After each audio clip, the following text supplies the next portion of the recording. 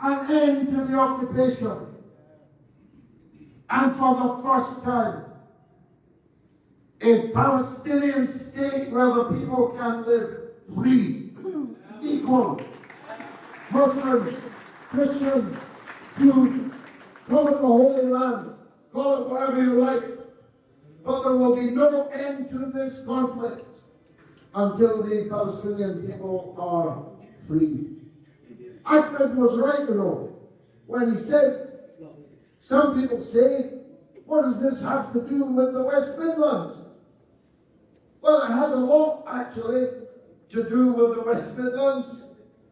For a start, there's more than 1 million people in the West Midlands who pray in the same direction as the vast majority of Palestinians pray. That's something to do with the West Midlands. That's something. There are thousands of Palestinians themselves in the West Midlands. That's something to do with the West Midlands, isn't it? And the Palestinians are human beings, and we are all human beings. That's something to do with the West Midlands. But as Ahmed said, your money is paying for all this. Your taxes are being spent by David Cameron, the unelected Foreign Secretary, serving the unelected Prime Minister in his elevator heels.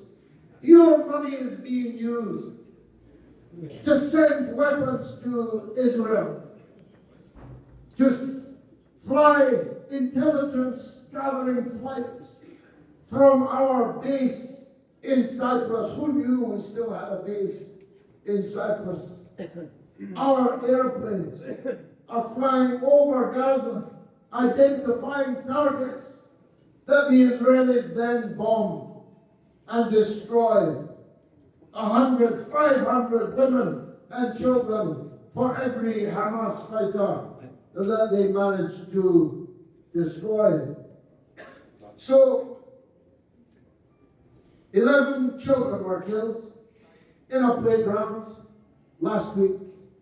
Those 11 children look like my children. My children look like them. When I see them, I see my own children. When I see my own children, I see them. What killed those 11 children last week? In a playground, in a school. A rocket fired from a drone. Where was the drone made? It was made in England. And the Tories and Labour support the continued supply of these rockets and these drones to the murderer, Netanyahu. That's something to do with the West Midlands. And here's the last thing it has to do. You all have members of parliament.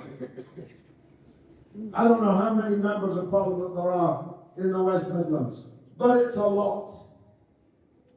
And virtually every single one of them would describe themselves as a friend of Israel. And virtually none of them have even called for a ceasefire, even though 125,000 people, well over 5%, getting on for 10% of the whole population, have been murdered or maimed or are missing. And your members of parliament, by their silence, are guilty of that crime. So my last words are these. How will you answer on the judgment day when you are asked, what did you do when the Palestinian women and children were being murdered? How will you answer? Are you really going to answer? I'll tell you what I did, Lord. I kept on voting for them. I voted for them because I always voted for them. from them, I kept on voting for them. How do you think that answer will stand you on the judgment day? How are you going to answer that question? I'll tell you, it'll be a pretty good answer if you say, I'll tell you what I did.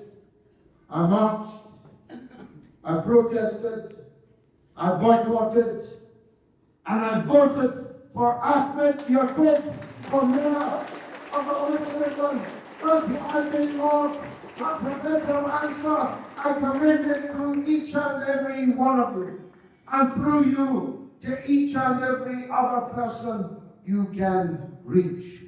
The Labour MPs are terrified. They can feel what's happening in the country. There are at least 5 million people, at least, who care deeply about this subject, who care deeply about Gaza. At least 5 million of them. If you take 5 million votes off Labour, Starmer will never see the inside of Birmingham.